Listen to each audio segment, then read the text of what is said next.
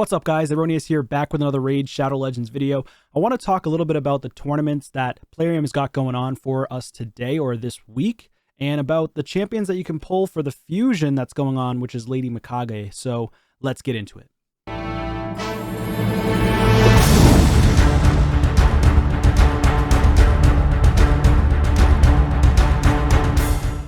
All right, y'all. So in terms of the tournaments, you know that we can get Risk Arm, and Risk Arm is going to be in Spider Turn Attack, which starts in almost 11 hours now. At the time of this recording, of course, it's going to be posted later tonight, so maybe it's going to get down to, I don't know, 6 or 7 hours by the time I post this, or I post it sooner, who knows. But either way, Risk Arm is a part of the Lady Mikage fusion, which is for free-to-play players, for all players for that matter, and you should definitely be going for Risk Arm. Now, in terms of this account that I have, which is free to play, 100% free to play, I already fused into Locthwain a Risk Arm that I had from the past. Should I go for another Risk Arm? It's not necessary. You can't fuse any of these champions more than one time. So once you fuse this one, done. Once you fuse this one, done, this one, and this one. Now, I happen to be lucky, and I try to save all my rares, all my epics. I kind of hoard. It was also bad for me to hoard on this account, but at the same time, it was good that I hoarded on my account. So I kind of had like a double-edged sword going on.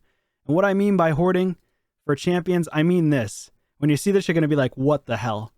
So this is what I mean by hoarding champions. I have literally level 40s up the wazoo everywhere. Literally, look at all these level 40s that are rare, that I'm probably never going to build. Look at all these level 40s that are uncommon on this free-to-play account that I've been playing for close to 4 years now. 4 years right around the corner. In about a week, it's been 4 years playing this account free-to-play. And I just have so many champions that I'm probably not even going to be building anytime soon.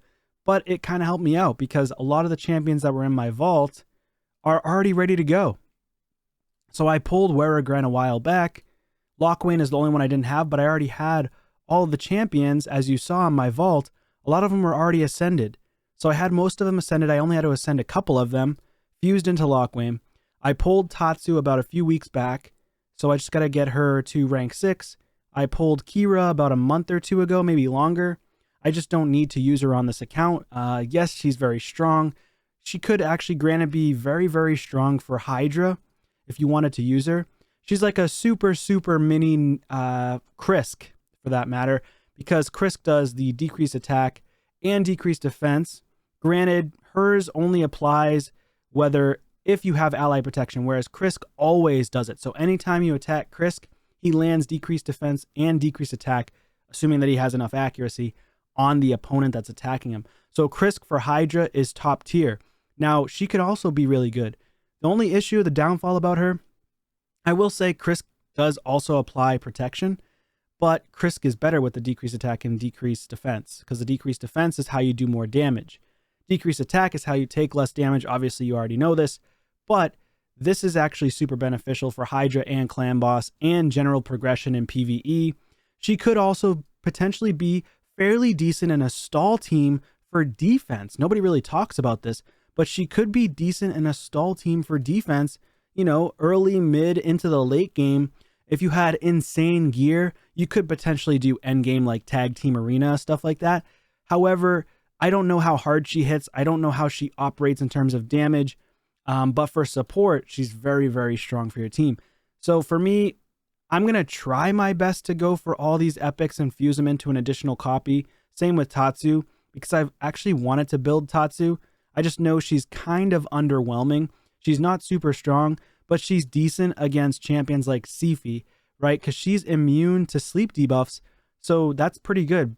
You see those Siphis that are in live arena constantly sleeping over and over and over, and it's super annoying. So having Tatsu is not terrible, but she also doesn't hit crazy hard. At least I haven't seen anybody hit with Tatsu insanely hard, that is. So yeah, so I definitely want to fuse Mikage, but I do really think you should be going for Risk Arm, so at least you have him for the future. My final thoughts on this is that, personally, I think that they should be focusing more towards getting these epics. I think they allowed us to try to go for one epic recently. Correct me if I'm wrong, but that epic was kind of challenging to come by. And yeah, I guess not really that worth it for most because you're wasting a lot of resources, and then you have the CVC coming up and the fusion coming up. So they tend to do this. They have this tendency of doing this right before fusions or CVC, so you can go through your resources, and then you already know, I don't even have to tell you, if they go through all your resources, what do you think a business is going to expect? That's a gotcha game, right? That has all these pop-ups and things like that, right? So just be careful, be mindful of that. We also have clan versus clan going on, of course. So if you are upgrading these champions, it's actually best to do it during clan versus clan or do it during the fusion. I actually fused my Lockwayne during the fusion, or the fragment summon champion, which was, what's his name? Timit. And I actually did get him. So yeah, so that's pretty exciting. So I did get Timit. So you can consider this like the final episode of the Timit fragment summon champion. So yeah, where is he at? So he's down here. I did pull him, and I did it because of CVC. 30,000 points, not bad.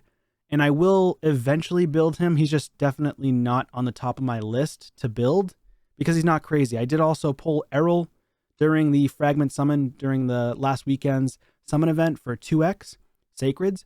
So not bad. Errol does smack, and I will be building this guy as well. So yeah, in terms of going for the tournament, we have champion training going on tomorrow, and then we also have the spider turn attack. So I highly recommend you to, double dip your points when you're doing spider. You should be farming, and unless sometimes turn attack, they require you to use certain factions and stuff, but it doesn't look like it from here. Just from looking at this artwork, it looks like it's just a regular turn attack where you're trying to beat down the spider as quickly as possible. So what you should be doing is double dip, level up champions, and do a one-man team or a two-man team, farm the food champions, so you're getting points for spider turn, and you're getting points for champion training. For me, I actually utilize a two-man team currently in Spider 20, which is 7 seconds. So I can farm 3 food, and it's Lydia and Newt. Now you could change out Lydia, and you can put in someone like Fane. You can put in a spider, which is epic champions. Interesting, ironic that spider goes against spider, but anyways. So there's that as well. And who else could you use? You could potentially use other decreased defense weakened champs. You got Dracomorph, of course, that's a legendary. But if you have Lydia or if you have Fane, I always recommend, the best one I recommend is Fane, personally. I used to run her for so long. I actually don't even have her here. I put her in my vault because I don't use her anymore. But Fane is a very, very strong champion for Spider 20 because she's neutral affinity, so she will almost always land the decreased defense weaken. Now there is that 3% threshold, which is super annoying to not land decreased defense and not land weaken. However, my Newt is tanky enough, and if you have Newt, he should be tanky enough for you, hopefully, to be able to survive the hits from the Spiderlings and from the Spider boss, so he gets back around to his Blessed Bash ability, or he doesn't kill the boss, but then takes this turn right here, Fury of the King, and then kills the spider boss right afterwards. Anyways, that's my suggestions. I do recommend you going for Risk Arm, but just be mindful. Don't waste all of your resources because you never know. You could always potentially get lucky and pull them from a shard as well, or maybe Plarium will bring out other tournaments or events that allow us to get these champions. I just don't think that's going to be a high probability. Thank you so much for watching, everyone. Hope you have a great day. Hope you have a great evening, and I'll see you on a video soon. Take care.